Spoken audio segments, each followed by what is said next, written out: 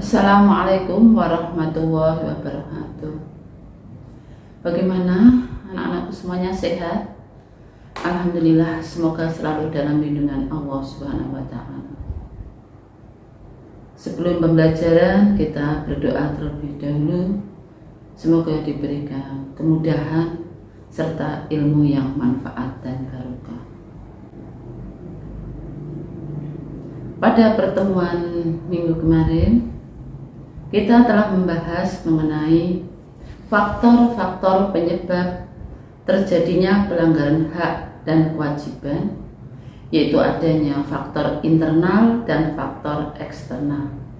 Tentunya kalian semuanya sudah memahami dan juga sudah mempelajari. Maka pada pagi hari ini kita lanjutkan, itu masih bab mengenai kasus-kasus pelanggaran hak dan pengingkaran kewajiban. Pada pagi ini kita membahas mengenai penanganan pelanggaran hak dan pengingkaran kewajiban warga negara. Bagaimanakah upaya yang telah dilakukan oleh pemerintah di dalam penanganan pelanggaran hak dan pengingkaran kewajiban itu? Tentunya pemerintah itu sudah melakukan beberapa penanganan di dalam kasus pelanggaran hak dan pengingkaran kewajiban, yaitu bisa berupa suatu pencegahan. Berarti pencegahan itu sebelum terjadinya suatu pelanggaran. Bagaimana di dalam upaya pencegahan yang telah dilakukan oleh pemerintah? Yang pertama yaitu supremasi hukum dan demokrasi harus ditegakkan. Maksudnya bagaimana supremasi hukum dan demokrasi harus ditegakkan? Itu pemerintah membuat suatu peraturan perundang-undangan. Dengan adanya peraturan perundang-undangan itu bisa paling tidak menekan atau dapat meminimalkan pelanggaran hak dan pengingkaran kewajiban. Namun di dalam pelaksanaan peraturan perundang-undangan itu pemerintah juga melibatkan masyarakat, sehingga kalau masyarakat itu diikut sertakan maka merasa memiliki. Nah, setelah merasa memiliki akan tumbuh rasa cinta terhadap bangsa dan negara. Dengan adanya masyarakat yang merasa memiliki itu, tentunya bisa mengurangi adanya pelanggaran hak dan pengingkaran kewajiban. Kemudian yang kedua, meningkatkan kualitas pelayanan publik. Bagaimana cara pemerintah meningkatkan kualitas pelayanan publik? Itu antara lain bersifat transparan atau terbuka, sehingga masyarakat itu mengetahui apa yang menjadi program-program dari pemerintah, serta masyarakat itu bisa mengakses. Kalau terbuka berarti rakyat itu tidak adanya suatu kecurigaan terhadap negara. Terus yang kedua yaitu adanya partisipasi, maksudnya mengikut sertakan rakyat. Terus yang ketiga bisa juga itu tidak adanya diskriminasi. Jadi di dalam melakukan pelayanan publik itu tidak membeda-bedakan, baik itu pejabat, punya kedudukan ataupun rakyat biasa, itu mendapatkan pelayanan yang sama dan juga harus bersifat adil. Itu antara lain. Terus berikutnya, mengoptimalkan peran lembaga-lembaga selain lembaga tinggi negara yang punya kewenangan di dalam menegakkan hak dan kewajiban asasi. Itu pemerintah memberikan kepercayaan kepada lembaga-lembaga yang terkait di dalam penanganan pelanggaran hak dan pengingkaran kewajiban tanpa adanya intervensi dari lembaga-lembaga yang lain. Berikutnya, meningkatkan pengawasan dari masyarakat dan lembaga-lembaga politik Di sini itu pemerintah itu memberikan ruang gerak kepada masyarakat maupun lembaga-lembaga politik, itu diberikan kesempatan untuk memberikan masukan ataupun kritikan yang bersifat membangun kepada pemerintah, sehingga pemerintah itu mengetahui apa yang menjadi keinginan dari rakyat atau masyarakat.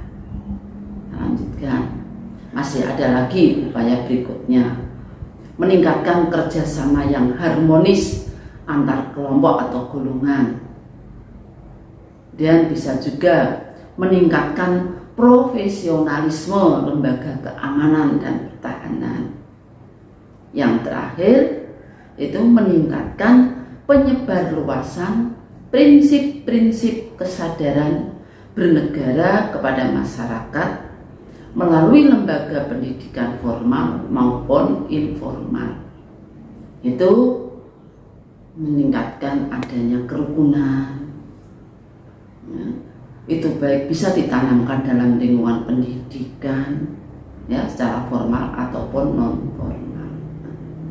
Itulah upaya-upaya yang telah dilakukan oleh pemerintah untuk melakukan pencegahan terhadap pelanggaran hak dan pengingkaran kewajiban. Kemudian bagaimana? Apakah penanganan itu hanya berupa pencegahan? Tidak, yaitu selain melakukan pencegahan, pemerintah juga sudah melakukan tindakan penanganan yang dilakukan oleh lembaga-lembaga negara yang mempunyai fungsi utama untuk menegakkan hukum. Antara lain kita bisa melihat itu kepolisian. Di dalam lembaga kepolisian itu telah melakukan penanganan beberapa kasus-kasus yang berkaitan dengan pelanggaran. Namun kalau dikatakan sudahkah tuntas semuanya tertangani? Ya belum, karena saking banyaknya kasus sehingga di dalam penanganan itu pun juga harus bertahap, tidak semuanya bisa tuntas. Itu pun juga diperlukan harus adanya kerjasama yang baik dari masyarakat. Karena tanpa adanya kerjasama yang baik dari masyarakat, itu pun para lembaga yang berwenang juga tidak bisa melaksanakan tugasnya dengan baik. Yang kedua, yaitu TNI telah melakukan penanganan terhadap kasus yang berkaitan dengan gerakan separatisme, yaitu yang ingin melepaskan diri dari Indonesia. Masih ada lagi, yaitu KPK.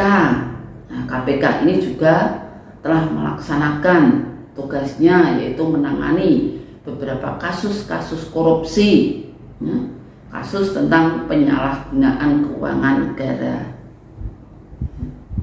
Masih ada lagi, yaitu lembaga peradilan dalam melakukan perannya itu bisa menjatuhkan vonis. Nah, itulah upaya-upaya yang telah dilakukan oleh pemerintah di dalam menangani adanya kasus pelanggaran hak dan pengingkaran kewajiban. Selanjutnya, yaitu membangun partisipasi masyarakat dan dalam pencegahan terjadinya pelanggaran hak dan pengingkaran kewajiban warga negara. Bagaimanakah partisipasi masyarakat dalam pencegahan itu? Itu bisa ditanamkan di dalam lingkungan keluarga, lingkungan sekolah, kemudian lingkungan masyarakat, dan lingkungan bangsa dan negara. Contohnya bagaimana di dalam lingkungan keluarga? Ya, kita bersikap jujur terhadap anggota keluarga. Kemudian yang kedua, kita mentaati peraturan yang berlaku di dalam keluarga. Yang terpenting, yaitu yang utama ini sebenarnya itu menghormati kedua orang tua. Kalau kita sudah tertanam pada diri kita dari lingkungan keluarga, maka hal itu akan bisa dijadikan sebagai dasar dalam bersikap atau bertingkah laku dalam kehidupan sehari-hari. Kemudian dalam lingkungan sekolah, mentaati tata tertib sekolah, menghormati ataupun menghargai bapak ibu guru, kemudian bersikap baik terhadap semua teman, tidak adanya kata saling mengejek, tidak.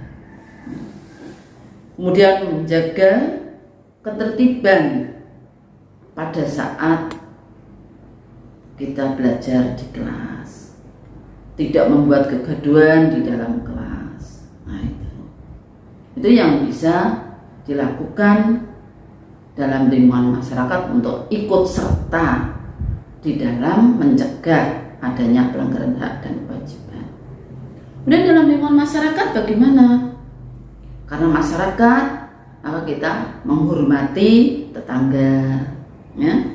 Menghormati tetangga dalam artinya menghormati hak yang dimiliki oleh tetangga, ya.